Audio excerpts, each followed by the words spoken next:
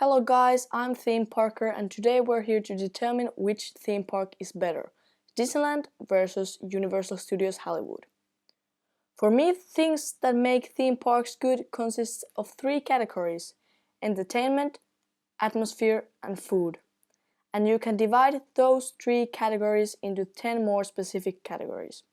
Like you might see, entertainment is the most important factor for me when thinking about what makes a theme park good. That's why it has gotten more than half of the categories, 6 to be exact. Atmosphere has gotten 3 and food only 1. That's because I really don't care about theme park food. Some people might consider cast members, customer service, disability access and pricing too, but the cast members' likeliness will vary upon people and I'm not the person who really knows about disability access in the parks. And of course, we all know a trip to any Universal or Disney park will cost a fortune. But without further ado, let's get straight to the first category. Both of the parks have pretty good dark ride selections.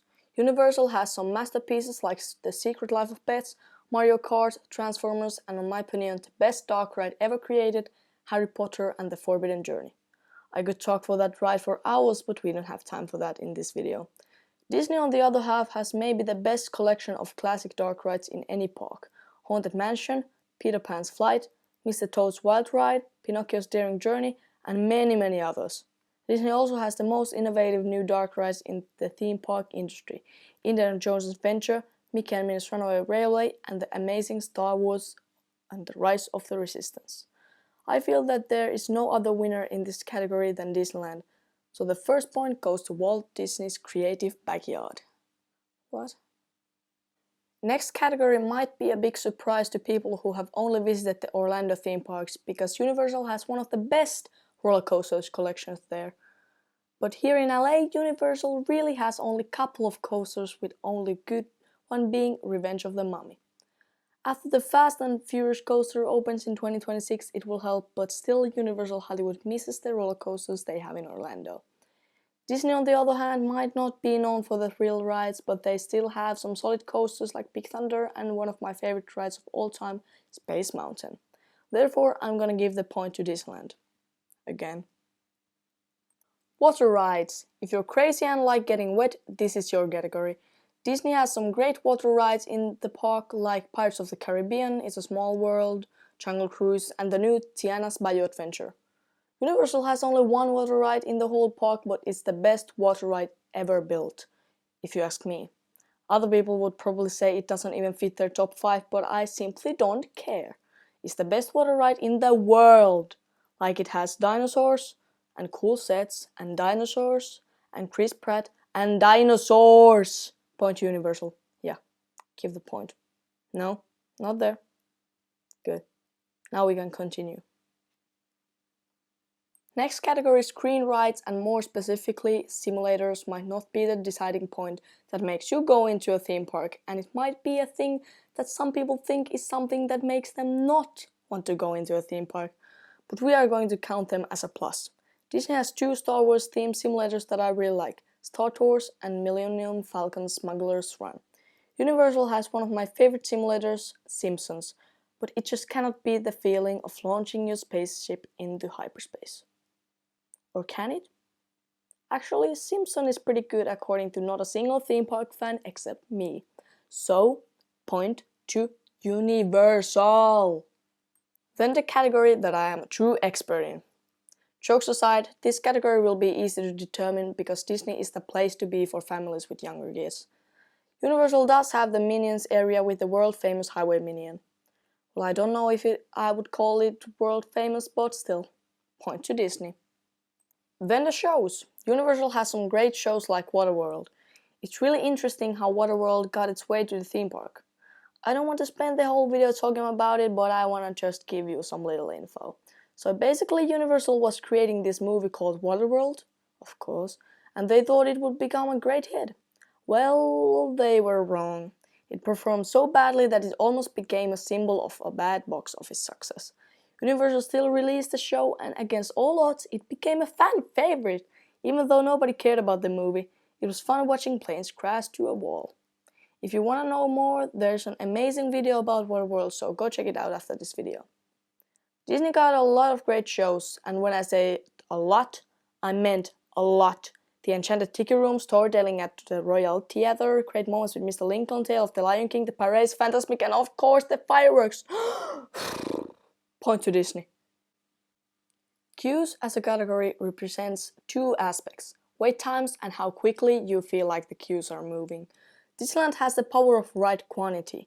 They have a lot of rides with pretty good capacities, so the crowd separates into many different rides. That's not same with Universal. In Universal Studios Hollywood, it's more like quality over quantity, so there are not so many rides. But typically there aren't as many guests either. In Disneyland, we usually do like 10 to 15 rides plus fireworks per day. At Universal, more to like 8 to 10 plus Waterworld. But that is pretty much all the major rides in the park, so in Universal Hollywood you can do everything in one day, much easier than in Disneyland.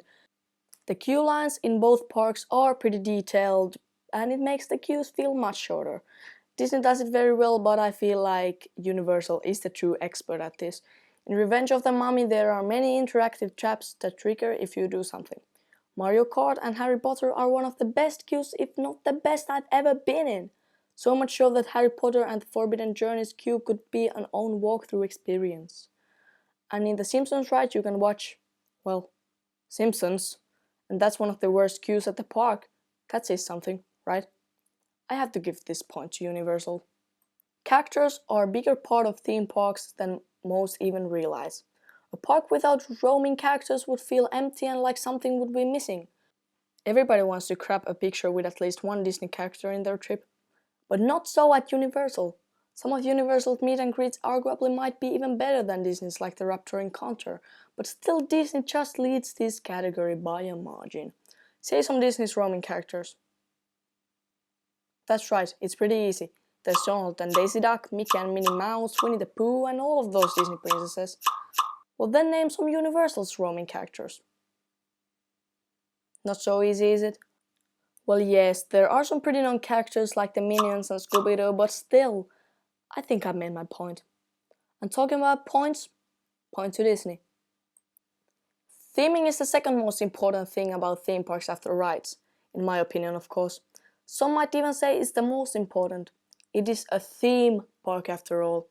Disney masters theming with every land feeling completely different but still blending perfectly with the other lands.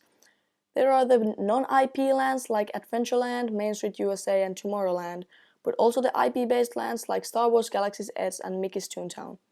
Even though Disney has made some amazing lands, all of my top favorites are still from Universal. Harry Potter, Nintendo, Harry Potter and well, Nintendo, and of course Harry Potter.